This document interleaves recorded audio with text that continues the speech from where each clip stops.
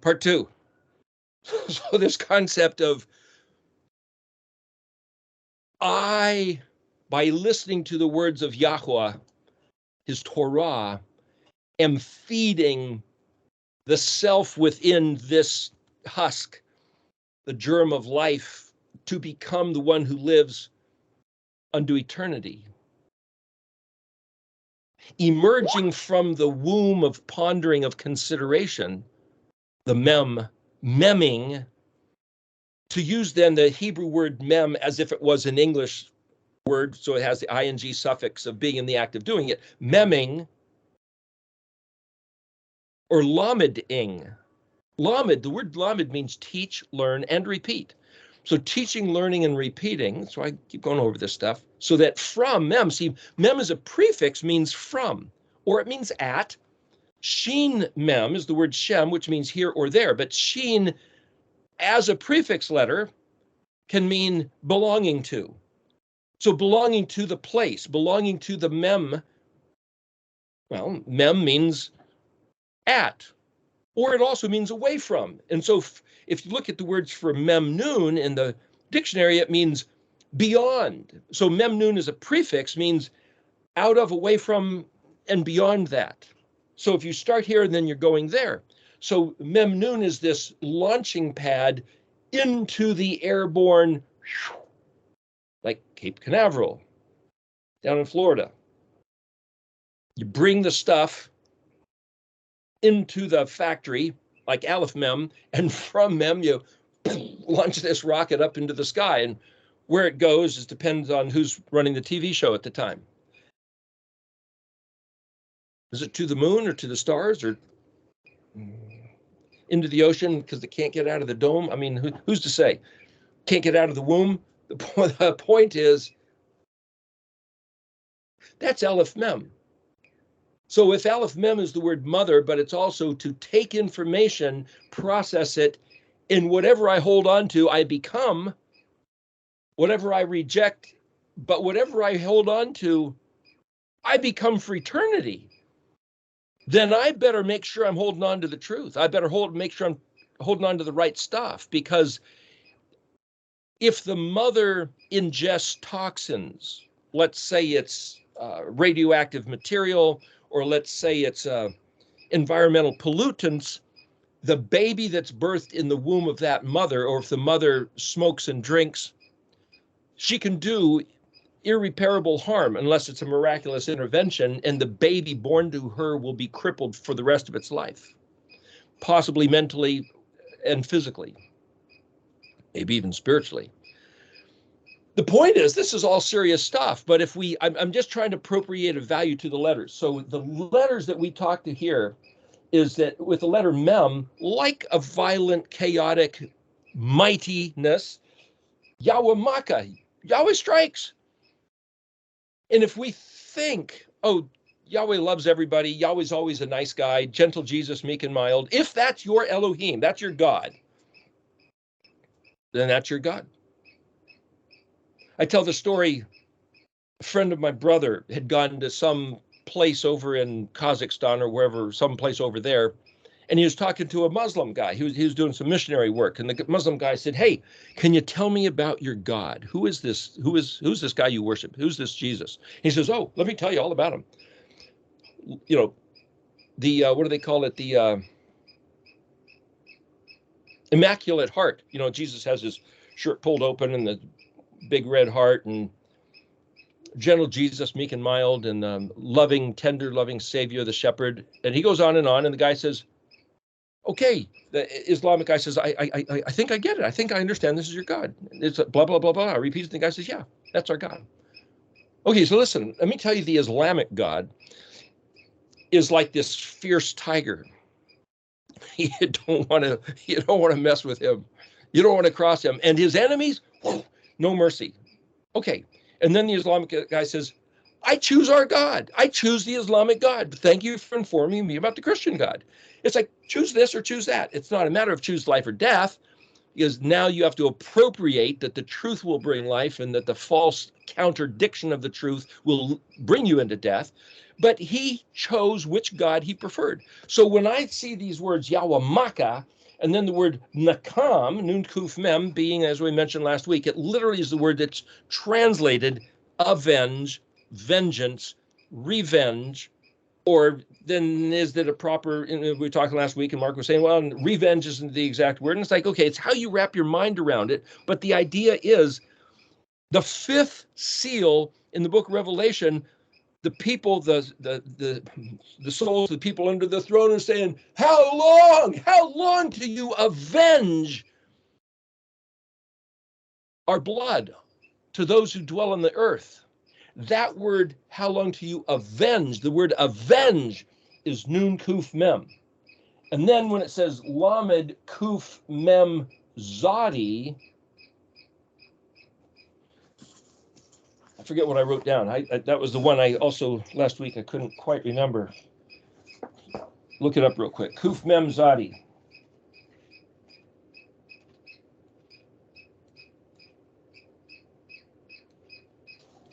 Page 583, a punctuation to enclose with the hand, to grab with the hand. Oh, now you could say take that as either good or bad. He's gonna grab something, and 583. It's on the word for the letter mem, la kamatz. So it means to grab with the hand, grabbed a handful, saved or spared.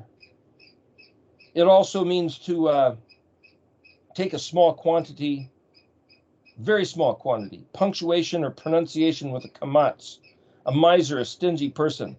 So on the one hand, the reason why I put that there under the letter mem is because Yahweh's, the reputation that I think of when I'm reading about him is that he might say, I'm going to take revenge and I'm going to smack down everybody around here. But if you're in his hand, he's absolutely the compassionate protector. And we're going to get into that in just a moment while you look at the book of Revelation here. But if I hold on to that concept, he's Yahweh who's just the fierce wrath and anger, who's just going to just smack down, destroy, rip the earth apart. But not if you're in his hand. And the question is, how do you get in his hand? That's the question. You got to walk in his ways. In fact, a number of times, at least two main times in the book of Revelation, I think maybe 3 or 4, but he says there's something about those who keep his command or keep his commandments. See, the commandment is het kuf. That he commands it is zadi vav, or mitzvot, mem zadi vav, and then a tav, plural. Mitzvot is also the word matzah, means find out how to do something. Find out how to do what? What he commanded. What he commanded. His commandment, his law, his precepts, his ordinances, his statutes, all of which are English words, which are all basically het kuf. The Constitution, it's the protocols, it's what it is. So kaf lamed, the Torah is het kuf. Chok. Het vav kuf is a rung on the ladder. So if you see a picture of a ladder with rungs taking you from here to there, think that's the Torah of Yahweh. He will take me from knowing nothing but choosing life to elevating. Elevating? Is it about elevating? Is somebody better than another or higher? It's not about that, but look at the stomach, look at the backbone. It's all metaphorical pictures.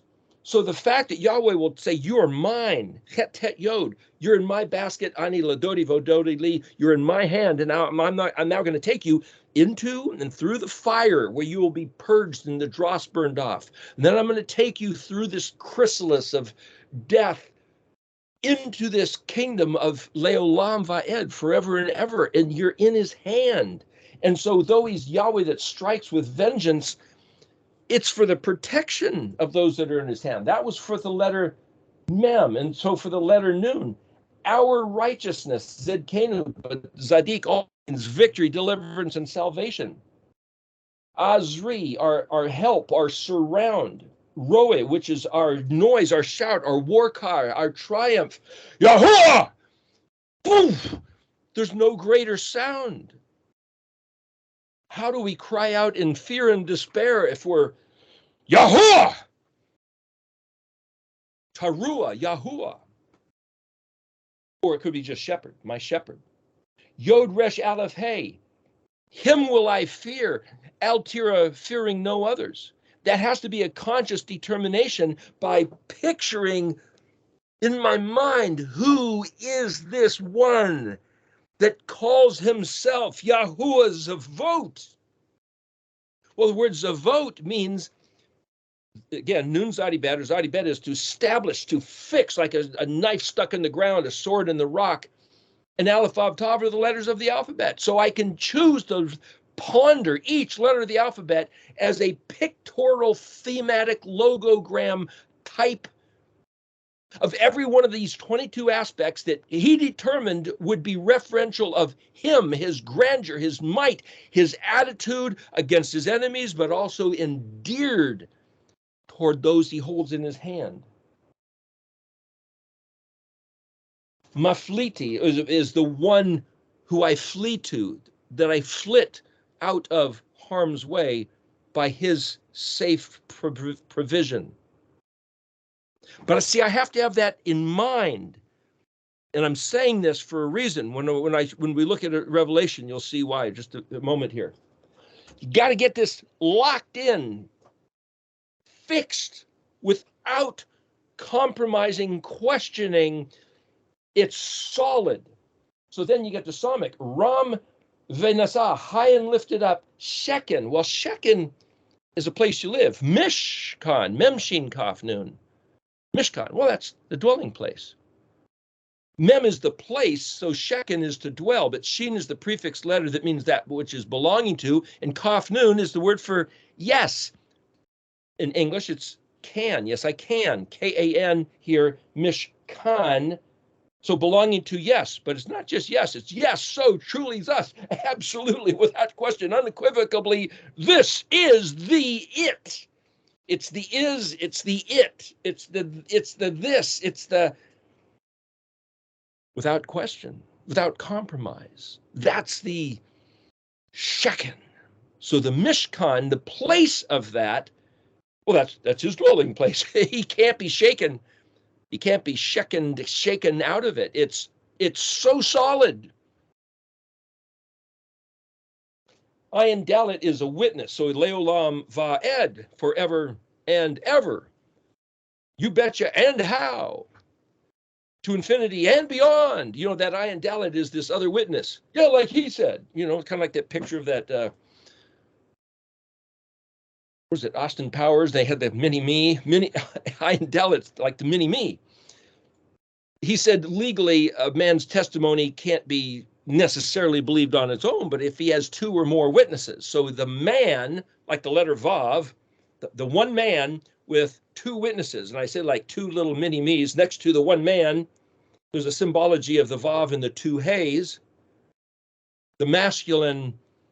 Now that's something you can believe because there's a statement like this Vav and two Heys of witness corroborating, authenticating the testimony of the Vav, and that stands as a legal matter, unless they're all lying. But he says in the Torah, the testimony of a man with two witnesses is to be regarded. That's Ayin Dalet. And then Kumu, the word Kumi means to arise. The word Hamakom, the place, is like digging a hole and planting in a post that's unmovable. So Kumo, as we described last week for the noon, means it's kind of almost like a synonym of Shekin. It's like unmovable, established, founded. It's the reality, the reality. And so when it says in Psalms that Mishpat and Zadokah are the foundation of Yahweh's throne, what does that mean?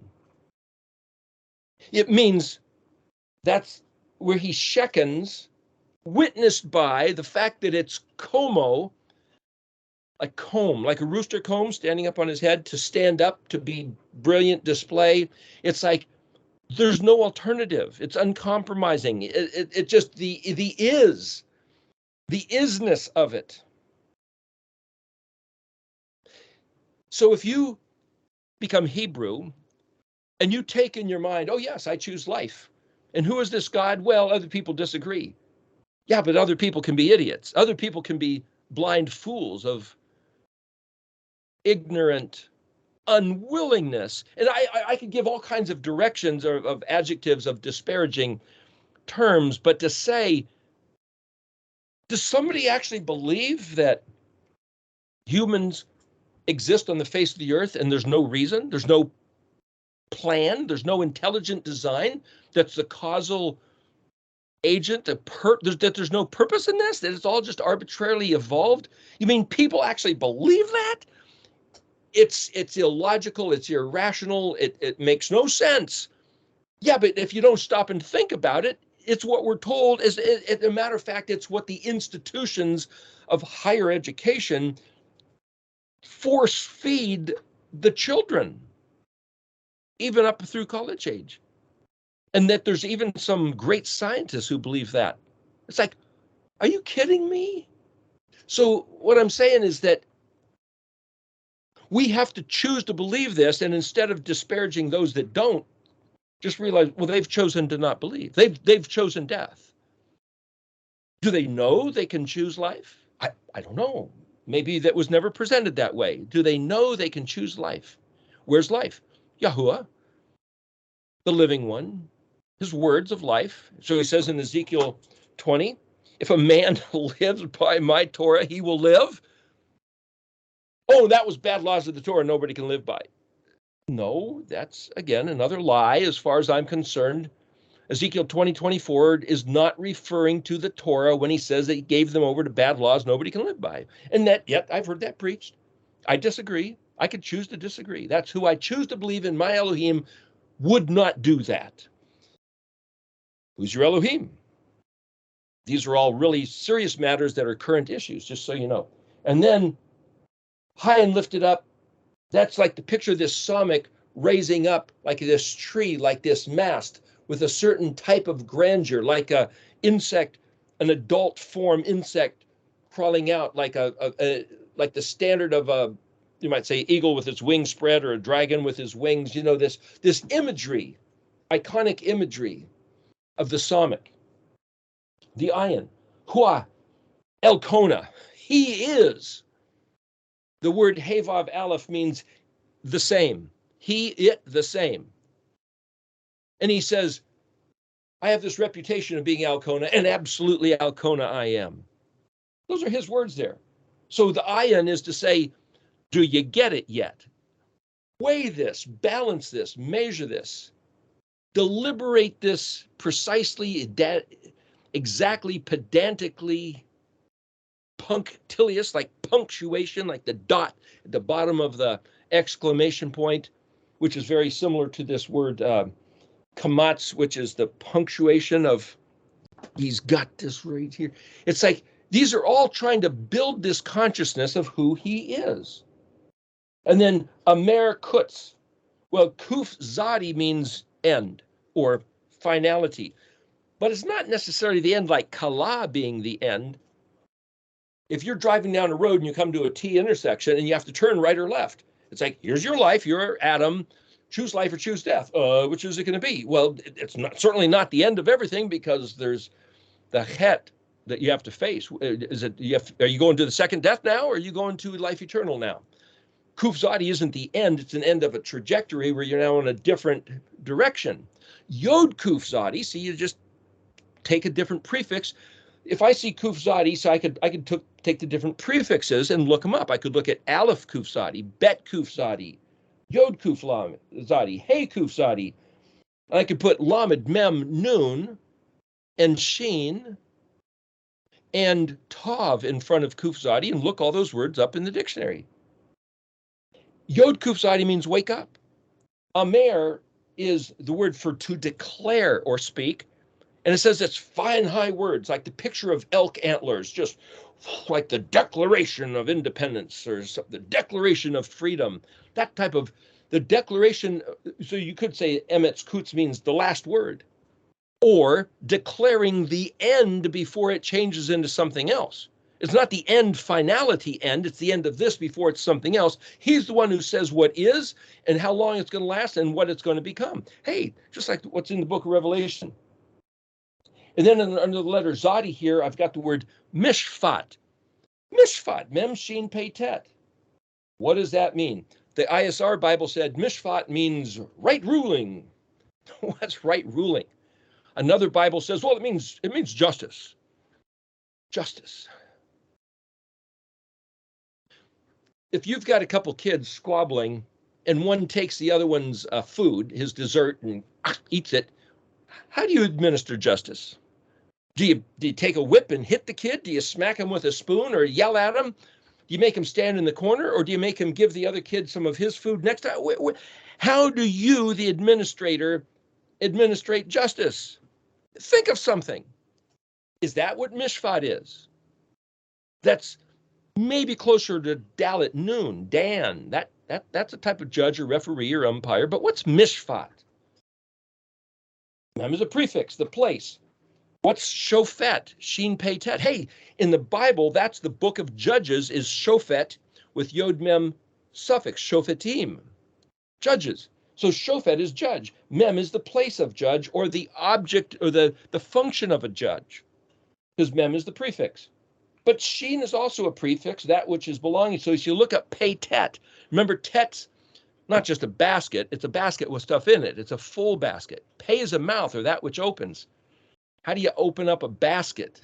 What's a basket? Tet. Well, you look in the dictionary and guess what? Pei tet means stalemate. You're playing chess and you're both left with one king on board. The way chess is played, one king can't trap the other king. It doesn't seem to work like that. Maybe you could trap a king in the corner. I'm not sure. Anyway, but the point is, a stalemate is like, okay, nobody wins, nobody loses. It's even draw.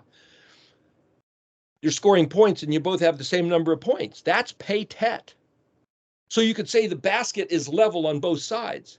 Well, what's the pei, the mouth that opens?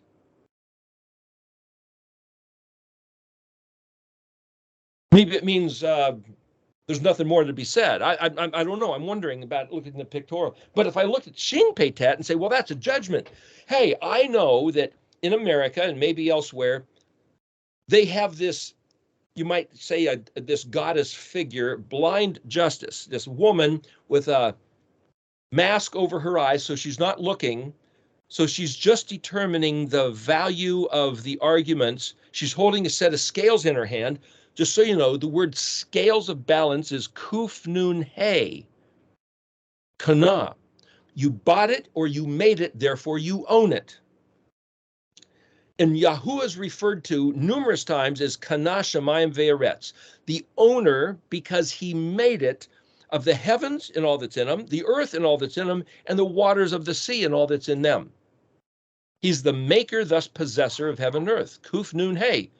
Well, that's the scales of balance. In other words, he made it, so he owns it. That's the two sides. And remember what he says all the time. A man's way is returned upon his own head, as is a city or a nation or a family, or that, might say what's printed in DNA.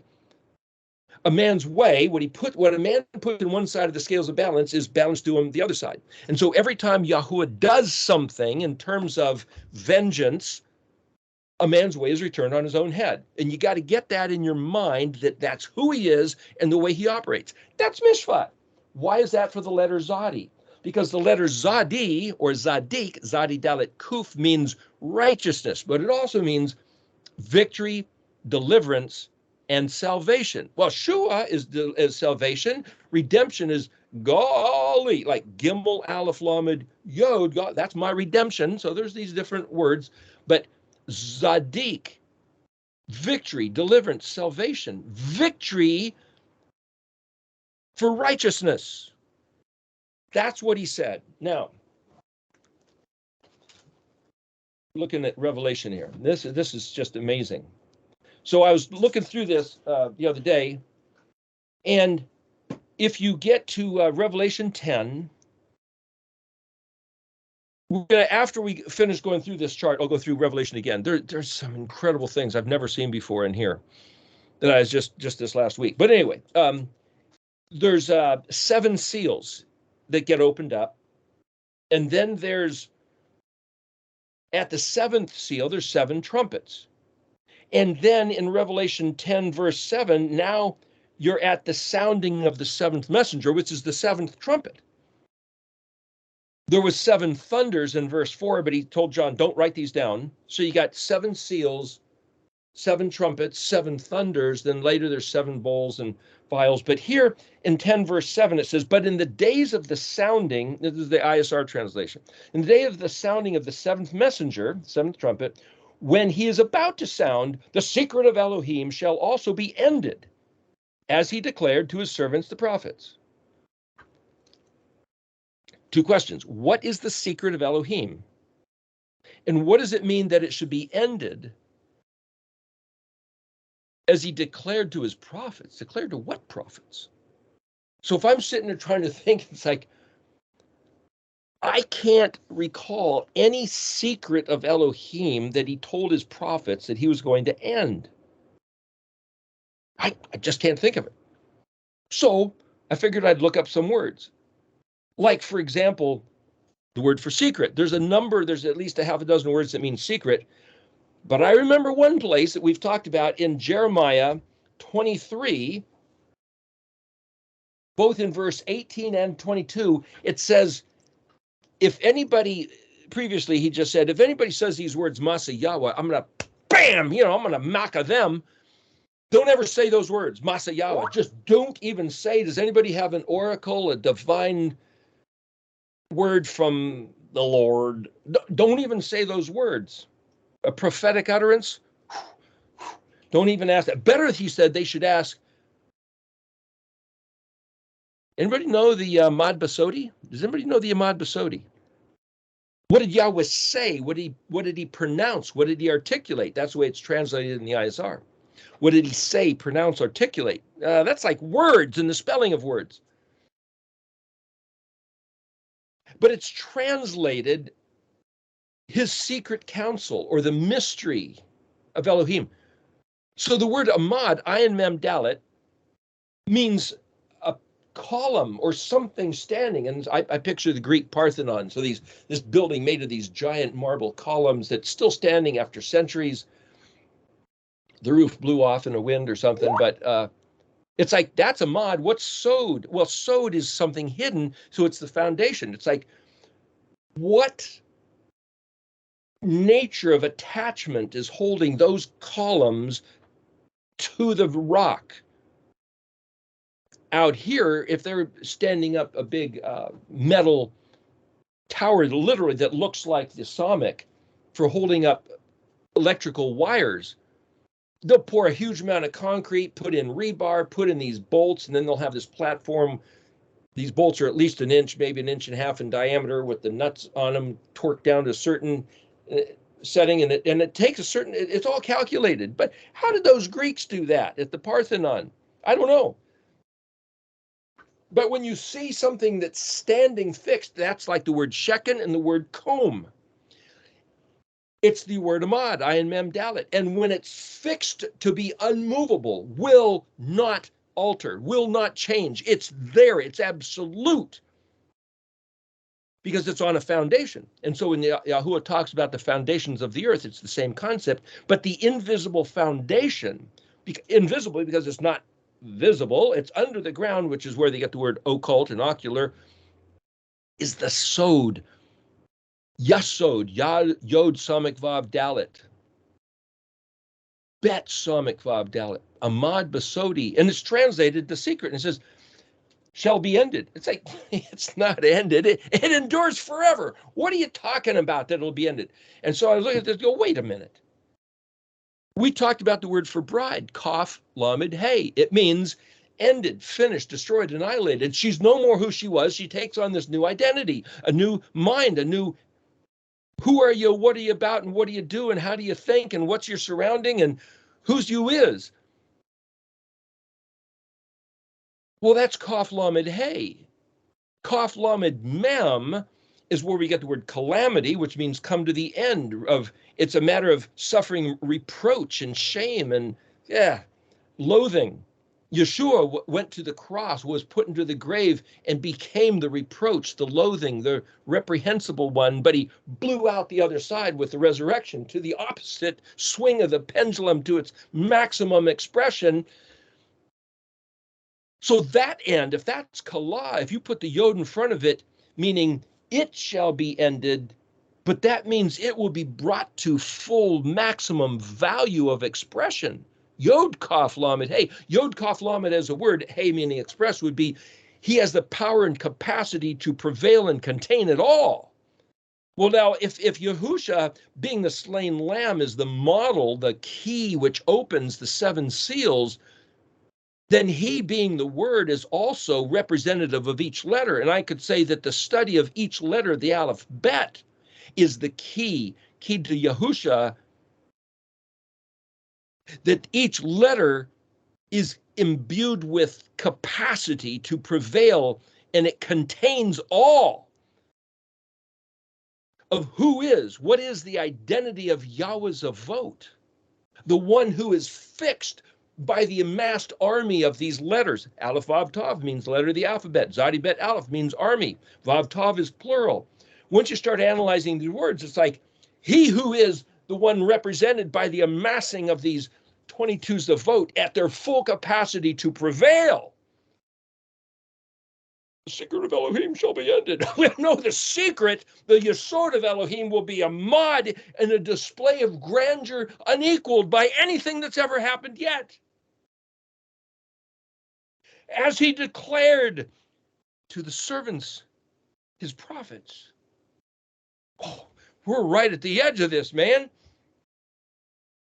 And he says, a couple verses later, take this little book, a scroll, take a cute little scroll, katan, kuftet, and eat it, and in your stomach it'll be bitter, memresh. But remember, bitter, memresh, where the word for myrrh also is what you take to kill the parasites, to delouse, to become pure and clean and whole and healthy.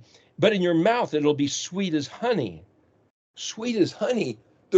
I've heard that the Jewish people, when they're teaching their little children to read, they'll put a dab of honey in their mouth and then have them speak the words. And so they associate this taste of honey. What a wonderful little custom. Let's go to chapter 11 of Revelation, verse 1. And a reed like a measuring rod was given to me, and the messenger stood. The angel said to John here, rise and measure the dwelling place of Elohim and the altar and those worshiping in it. Verse 2, but cast out the court, which is outside the dwelling place, and do not measure it, for it has been given to the Gentiles, and they shall trample the set-apart city underfoot for 42 months. Okay.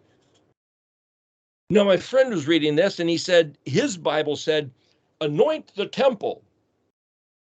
The temple is either called Hamakom, the place, or it's called Hayakal, which is to say the place that has power and capacity, or it's called Habet, the house. There's no word for temple. It's typically one of those three, the place. But this says in my translation, the dwelling place of Elohim. Well, that's Mishkan. Mishkan. But see, I wouldn't know that if I just read English, or if I read that other translation. It's not temple, it's Mishkan. Measure the Mishkan. What's the word for measure? Remember, we talked earlier, we said it was either Mem Dalet, Mem Yod Dalet, or it's Ayin Resh Kaf, or it's Zadi Yod Nun. Well, Zadi Nun Hey is the word for shield, like the Shields Project. And where he said in Jeremiah 23, when Ephraim said, bring me back and I will come back. I've been such a damn fool. I've been lied to. I don't even want to give definition of what I've been, but bring me back. And Yahweh said, make road markers for yourself. No, he said, make Zadi Nun Hays, billboards, shields for yourself, to conduct your heart on the way it should be walking. What did he say? Let's make these shields of his words and come back to Shuvah. Rise and measure. Well, the interesting thing about that word for measuring is that if it's Mem Yod Dalet Hey, Mem Dalet Dalet, page 318 in Klein's dictionary, means attribute, character, principle, rule, or nature. That's the meaning of the letters. That's the meaning of each letter. Here is, if you look at Revelation 14:12 and Revelation 13:10, he says, here is the endurance of the set apart ones, the Kadoshim, those guarding the commands of Yahweh. Well, if you don't know what he said because you believe they were done away with, you can't do that. You can't shamar the chok of Yahweh. And if you don't believe in Yahusha, so the Jews can't do that. The Christians can't do the first. The Jews can't do the other. So it's somebody who has a regard for Yahusha being the word, and those who have the regard of the word so importantly, so viable and real that we must shamar the chok because he zadivaved so. And how do you do that?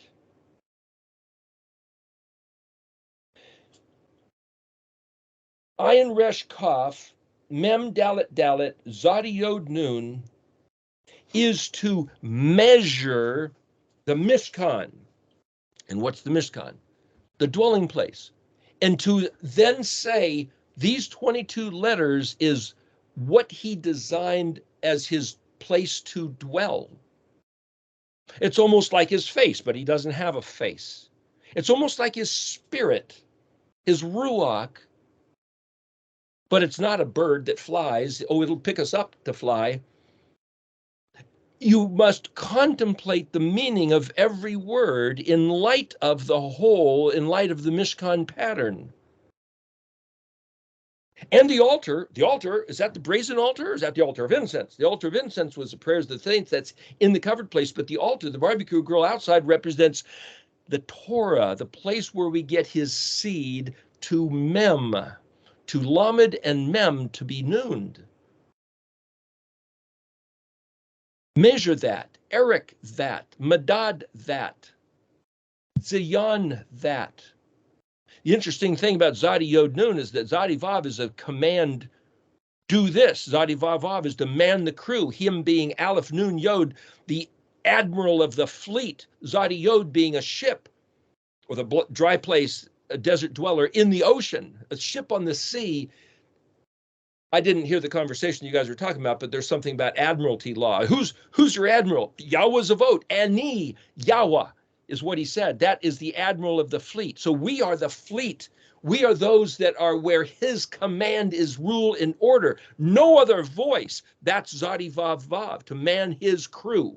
And if you man his crew, then you must realize how solid, how kum, how shekin, how solid Ahmad Basod is everything he has told us. And he hasn't told us for nothing. There's a verse he says, you think I told Jacob to search me for nothing? You think there's no reason? It was so you'd have something to nail to the cross, wasn't it? Oh, fuck God. Gosh, if we are going to be visited for what he entrusted to us, we have been so lied to, so misoriented. But it's up to us to come back. I can say I was lied to, I was deceived. He didn't tell me the truth, and I asked him straight up, I tell you. It's all on me. I can only use that excuse about that far, and the rest of it is on my back. But look what he said in verse 2. But cast out the court, which is outside the Mishkan. What's outside the Mishkan? Well, if the Mishkan starts with Het, and if the Ark of the Covenant is Zadi, then outside the Mishkan, why, that's Hevav Zion. How would you pronounce that? Hose. We've been hosed by the Gentiles, trampling apart the set-apart city underfoot, 42 months, whatever that is, but been hosed by the Gentiles. What have they done to Hevav Zion? Remember, Pilate said about Yahushua, "Behold this man! Look what we've done to your king, your God, your Messiah. We ripped his flesh apart with the Roman flail, bits of pottery and metal, just wrecking his flesh to hamburger. Put the crown of thorns, and now we're going to crucify him. That's your king." do what we say. The Gentiles have trampled underfoot the set-apart city, the Kadosh Ayir. Ayin Yod Resh is city, but Ayin Resh is the word to be vigilant. Ayin Vav Resh, Ayin Yod Resh, Ayin Resh is watch for your enemy. Be awake, wake up and watch. That's the word Ayin Resh. It's almost like he's speaking in some kind of code here. Speaking in some kind of code. So if we go to Revelation 13, verse 7, it says, and it was, now he's talking about the beast. He says, and it was given to him, to the beast, to fight with the set apart ones, the Kadoshim, and to overcome them. Oh, crap. Thanks a lot. You expected this, and yet you've given that guy, that beast, more weaponry, better stuff, and you said, I'm not going to help you. Well, you're Kadoshim. Come on. Now, how would I write that word in Hebrew? Now, this is just me looking. And to overcome. Well, one word for overcome that we've talked about before is netzach, like that word mimakomka by Yama Ensemble. They talk about netzach, netzachim, overcoming and really over, like the white horse in the fourth seal, going forth to prevail, to overcome, perpetual, immortalized. This netzach is one of the most incredible words of victory there is. Oh, but he's given the fourth beast to overcome us and to overcome. Well, how would I write that in Hebrew? If he is going to do something, I'd write it aleph lamed hyphen and then the verb netzach, al netzach. Like al tira, do not fear. No, wait a minute. Aleph lamed hyphen verb can be written as do this, and also it can be read as don't do this. It's both the same. If I write al tira, I can read that as you will certainly move towards fear, but then I could say, well, the word tira, tav yod resh aleph, can mean reverence and respect. So I have to now, in my mind, going, he said, don't fear, al tira.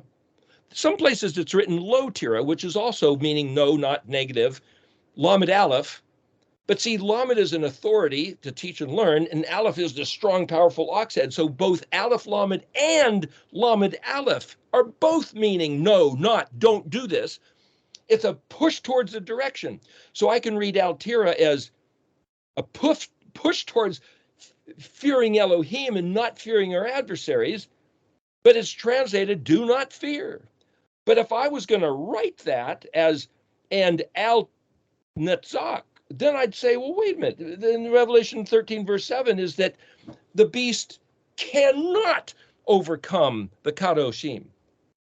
Well, I'm allowed to believe whatever reality I want. If I can sit here and say, I'm going to believe that whoever wrote this English, because they're trampling underfoot, we're getting hosed by the people who are perpetuating the Christian fakad myth. They'll be visited. That's Pekuf Dalet, fakad. That I'm going to believe that this verse says that the beast can't overcome the Kadoshim, and authority was given to him over every tribe and tongue and nation. Wait a minute, Yahweh separated the nations by their tongue and the tribe or how they spin this and that, but it's the Hebrew tongue, which is Ivrit, crossed over to the realm of the Chet, the Mishkan, which we just went through at length. All of these words, which are solid, which are absolute, which are unwavering, which are unequivocal, that Yahweh is absolutely supreme and that we're in his hand. And yet I can read the book of Revelation here where it causes me to think otherwise. So I reject what these English words cause me to think. And then in verse 7, actually, verse 6, before that, it says he opened his mouth in blasphemies against Elohim. That's to contradict Elohim's character, nature, agenda, and where he stands. And to blaspheme his name, his tent, his Mishkan, to blaspheme, tent is also, oh hell. Oh hell, he's blasphemed the Mishkan. Dang, what do I believe now?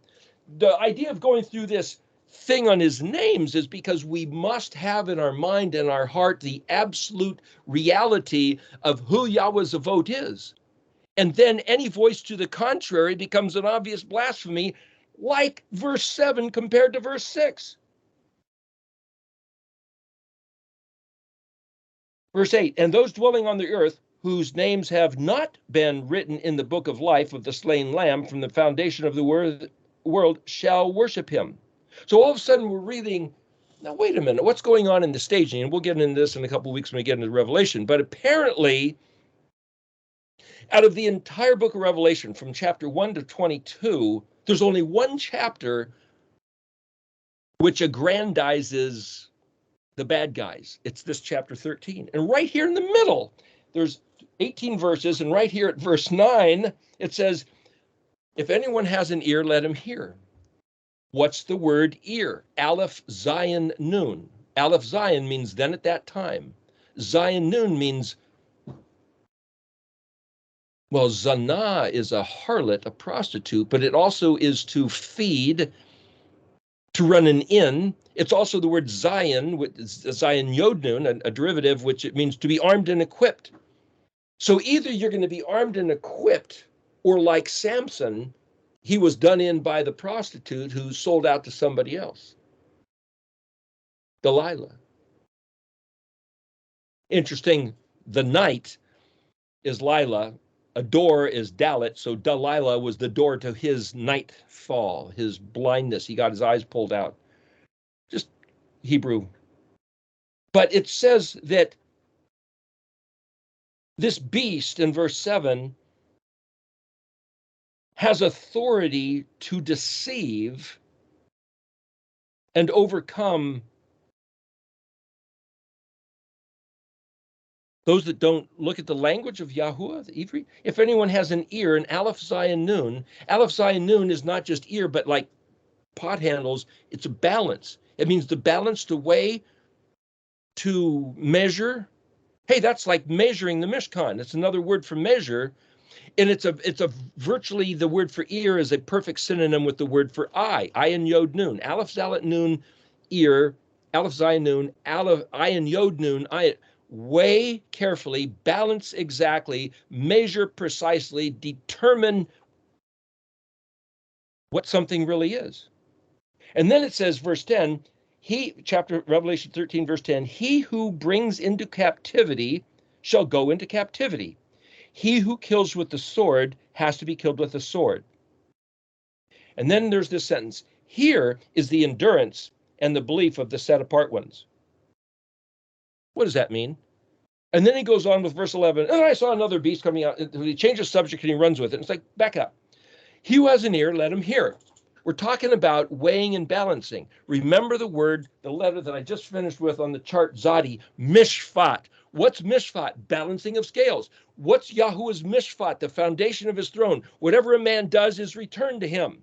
And Yahweh rules on his throne without compromise of that principle. Whatever you do is going to come back. A man's way is returned on his own head.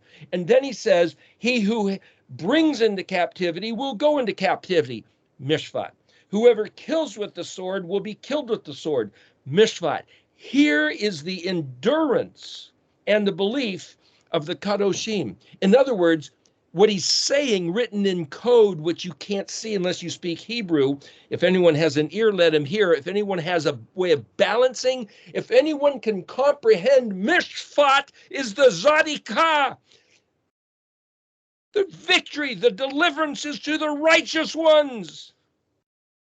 The beast has nothing. The devil has a lie. That's all.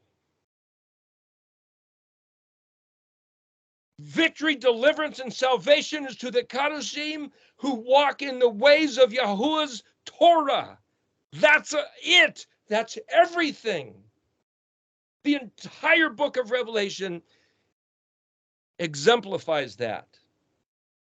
Like I said, I went through the feeling I've had for all these years of Revelation is like, everything's going to get bad, and they're going to kill a third of all the people and a quarter of all the earth and a third of all the trees and the fish, and everybody's going to die, and everything is, it's all hell on wheels. And it's just like, oh, wait a minute. I just went through this, and like every word of this book is a powerful nakam of Yahuwah's victory.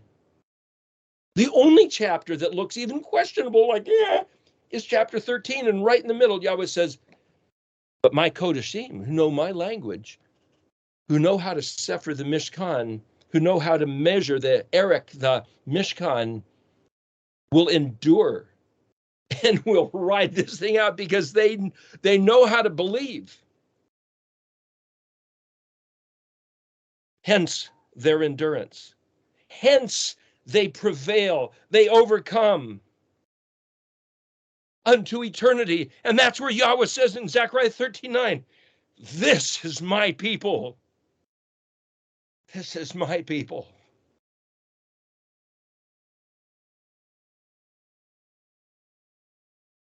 Mishpat. Gosh. This entire engagement boils down to who is your Elohim. These words that I was playing around with to make this chart, the words that Dr. Sakina pondered and wrote this book of 350 or so pages, write your own. Ponder every letter of every word. But then you got to figure, what's the basis of determining the value of that letter? Measure the Mishkan. How does it all fit together? And the great thing about this Mishkan pattern is that the word pattern, tabanit, my son, as the signatory between the two signers of the covenant. So it has to do with the relationship between Yahweh's Avot and Israel. And Yeshua came to mediate the fact that Israel had gotten lost, gone punk, gone rogue, gone stupid, gone infidel, heretic, blended, amalgamated with all the heathen customs and rituals of the Elohim Achrim.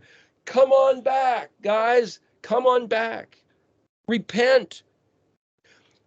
Make Zana for yourselves. These big road markers, billboards, stepping stones. Conduct your heart on the path you're supposed to halakha this derrick. Okay. And I remember hearing back in the beginning, halakha, what's that? You know, them Jews, they're halakhas and talking oats, and them crazy Jews are lying to. Halakha is not a bad word. Halakha Yahweh uses. Hey, Lamed Kaf. Halakha. There's this one parashah called Lech Lekah. Go, get out. That's what he told Abraham. Leave your familiar place of your ancestry and go to the place I'll show you. Lech Lekah. Lamed Kaf. Lamed Kaf. Lech. Melech. Mem Lamed Kaf is king. Oh, yes, we're going to be kings and priests in his kingdom. Yeah, kings doing what? Lech. Lecking. The one who lecks. The place, the one, the object of Lech, Lamed Kaf, is to you. You're not going to be a king in his kingdom and not teach and learn his Torah. You can't be a king if you don't learn his Torah. Melech, king, Malach, angel, sent one. He sent Abraham, walk in my ways, lameding his Kaf. His Kaf is open hand. Kippur, his open hand, his wiping away. I'll wash away all your sins. I'll forgive all your stupid stuff. Just do what I said. That's lakah. It's very simple in the language. And then it's like, oh, we've talked about this before. Oh, 613 laws. Okay, make a list. Make a list. Search the Torah and find 613. Take that as your personal project. It's like, I remember years ago, somebody must have done this. I found a book. Man, it was a big, thick book. 613 laws. Well, let's get into it. They went over and over and over the thing 100 times. The list of 613 laws could be written on a couple pages. And it was work when it's daytime. Huh? That's right. 6 days shall you work. Okay, that's one of the laws. Okay, sit down on the Sabbath day. Okay, that's one of the laws. That's 2. Okay, don't have any other Elohim. Okay, love the Yahweh your Elohim with all your heart, with all your soul, with all your strength. Okay, write these words on the doorpost of your house. Okay, these are all some of the 613 laws. It's like, which ones am I protesting? 5 minutes. And what I realized is that the one that I'm protesting is the one that says, don't eat pork. Well, and maybe I can find 1 or 2 more that I don't really appreciate. But it's like, oh, so it all boils down to 1 or 2, really. And they all, the ones you don't like, boil down to your health. Don't have marital relations while your wife is nida. That's one of them. Yeah, but that has to do with health. That's what he said. Yeah, I'd rather risk, cancer and various other. Really? Why does everybody protest? Just do what he said. Just do what he said. Didn't he say he's looking for somebody who is just as zealous as he was about his stuff? Well, you don't know his stuff. What is his stuff? Start at Genesis and write a list. See if you can make it a challenge, make it a game. See if you can find 613 laws in his Torah. Maybe you'll come up with more, maybe less. But if you endeavor to say, I'm going to find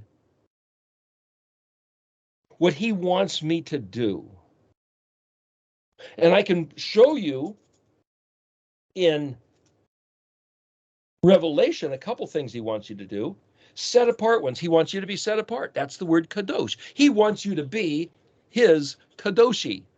When I say his, kadoshi is my. So when he says, I want my people to be my kadoshi, for you to be his kadoshi would be kadosho. That's his. But the point is, he wants you to be kadosh. So that's a requirement. So when it says in set apart ones, okay, he wants you to be an overcomer. That's natzak. Well, and if you're doing something you better overcome, well, that's a command. That's a type of a command. Have your name written in the book of life. That's a command. Please write my name in the book of life. Give him that request. If anyone has an ear, let him hear. Hey, help me to hear. Open my ears, please. There's a request. He wants you to hear. That's a command. Hear, Shema. Is that one of the 613 laws to Shema? Yeah. One of the 613 laws to Shomer? Yeah. Well, gee, why are we arguing against the Torah then?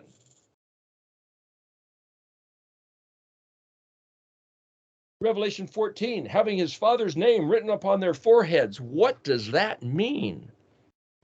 Should I get a tattoo and inscribe Yod Hey Vav Hey? What does it mean to have his name, his Shem, inscribed? See, the word for inscribe also means to imitate. The word inscribe is also the word chok, het kuf. It's also the word for constitution and law. He wants his father's Shem. Is that Yod Hey Vav Hey? It's his place, is where he's at. It's like this whole list of all these words. And I said, make up your own list. You do the hunt. As you hunt and as you write these words down, it'll get into your head, right through your forehead. Make a list for yourself of his name. Where's he at? What words? And if you start with English, jump into Hebrew. Find the Hebrew words and write them down with your hand on the paper. The Shem of your father. Get it in your head, because what's coming as he boils down chapter 14 is this standoff. You got your father's Shem written on your head, or you got the mark of the beast on your head. And if you think that the threats of the beast, you can't buy or sell, I'm going to beat you up, throw you in jail, torture you, kill you, what's the father say? Lake of fire, or my kingdom. Well, okay, yeah, that's the standoff. And that's what the whole thing boils down to. The entire book of Revelation, everything is victorious for Yahweh. Chapter 13, he stages with the adversary. It's like, oh, why does he empower the adversary like that? Because he wants to give people a choice. choose life or choose death. Choose Yahweh's vote or choose the beast. Oh, by the way, the beast lives. Oh, by the way, if you choose death, you die. Oh, by the way, the devil, the serpent, the dragon, whatever name you want to give him, as he says, he gets thrown into the bottomless pit. He gets out and then he gets thrown into the lake of fire. The beast, the second beast, the false prophet, they all get thrown into the lake of fire. Those guys lose, just so you know. And it's all written. Why? Because Amar Kutz, he's already written the final word. That's written on the letter Pei, the open mouth. He's already revealed the way it's going down. And yet a bunch of people choose not to believe it. Okay, I choose to go along with it. And what I've found is that the secret of Elohim that's written in these words, that's keyed to the Mishkan pattern, is manifest, is blown open by regarding that Yahusha is the Mashiach, the slain lamb. Knowing the story of Yeshua coming from heaven to earth, born of the woman who would be put to death and die the crucifixion, 3 days and 3 nights in the tomb, sprouting open, rising up to heaven and coming back this victorious with this whole other future beyond our imagination. That's the story of the Aleph Bet, and that's what blows open this whole thing. And it just so happens that that's what it seems to be talking about in Revelation chapter 11, verses 1 and 2. Astounding. Blows my mind. We're out of time. Carla, you want to close us out? Praise Abba. Yes. Hallelujah. Abba, please make it so that more of us understand, that we can see clearly this hidden message. Thou hast hidden it for thine own children. Open our eyes, open our eyes, our ears, and open our hearts to receive this hidden in plain sight message that thou hast given us. We praise thee, Father. We thank thee, Abba, for allowing us to see that it is clear. Thou hast said it from the beginning. Thy word is. Thy word is, and thou art truth. Hallelujah. Amen. Amen.